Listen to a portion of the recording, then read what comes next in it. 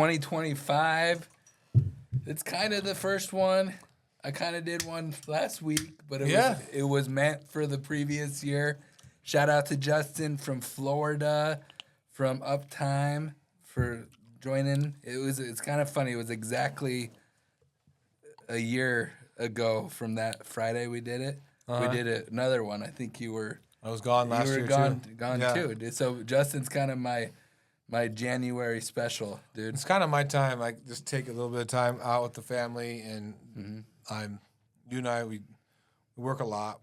I did the same thing. So I it's just like did I it want to try and give them like a week before you. Yeah. Those 2 weeks are probably the best weeks to do that because we're always got something going on. But out of any couple weeks of the year, it's probably the cleanest as far as to be able to get. Like you already got some holiday time in there mixed in.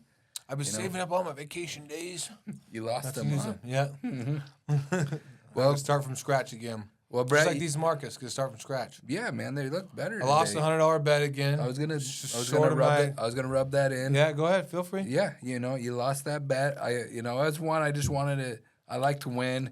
I would have loved to see that thing like shoot up to $5 now. Now the bet's over. Well, dude, I saw this morning at 418. Yeah, I mean, I'm always a little early to the game. It's heading in the right direction. Yeah. I don't know why. Maybe you know why it's doing it today. I think, dude, the last weeks of the year are just. I mean, the traders are just not really. It's low volume. It's not a big, no big moves are being made. I think at one point this morning, the Washington Post came out and Chad and I discussed this in the Bulls versus Bears this morning podcast, which is coming out. We discussed the same thing, and they were talking about Trump. Somebody leaked to the Washington Post, like, oh, maybe there's not going to be just blanket tariffs. Maybe it's going to be like, specific, strategic, materials, tariffs. And then that kind of crushed the dollar, which is obviously advantageous for commodities. And then Trump came out and said, no, like, it's blanket tariffs. These guys are full of shit. Yeah. And long story short, then that popped the dollar back up. So who knows? I mean, this could be some of that. It could be the traders are back today. Like, people are back in business. People got to, they got to start going to work. They got to buy and sell and make stuff happen. And, we should get a new president this month, and we'll see if that, changes people's, mindset on how they want to, how aggressive they want to be. Mm-hmm. And so I think it's going to be a wild 2025. I think it could be a really roller coastery. Yeah, if that's a word. It's a word now. But I was thinking about you said you did that podcast with Justin Trentadue, and he's the guy that came up with that make scrap great again. That's where I got it from. His was make Uptime great again. Yeah, but that's where our inspiration came from. Was from him, Justin, and make scrap great again. He made those shirts for the Scrap Expo a few years ago. Yeah, and so I always kind of like that. So when I think about him, I think about that, and he always has that American flag hard hat. Mm-hmm. He's pro-America, so I'm already kind of fond of him. He fits in good with us. Like we talked about this in our Metal Monday. Like, one thing I love about this is like the people I meet, the people I connect with. Yeah. Like Justin, like that guy works in Florida, and like we're friends now. Yeah. It's all because of scrap metal.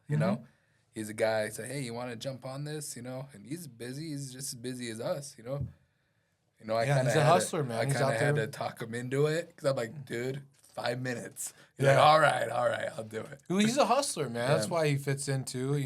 He's out there trying to, do his thing, and I have a strong appreciation for guys like that, and I think that's what's going to be cool. Hopefully, about the next year or two is, if you want it, I think it's going to be out there for the pickings. Yeah. But you got to be willing to go hustle for it. And you got to put the time in. You got to put the effort in.